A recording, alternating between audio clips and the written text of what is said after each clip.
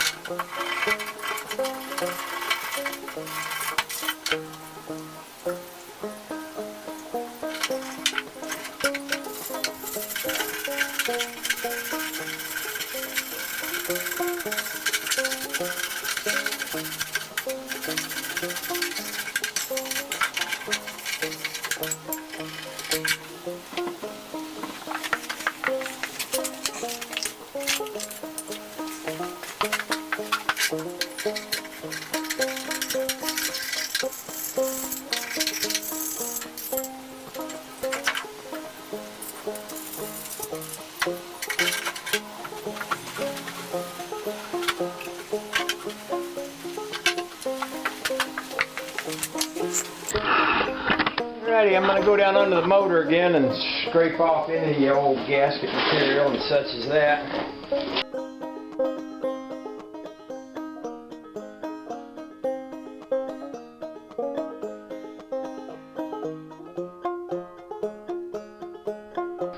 That might do the trick.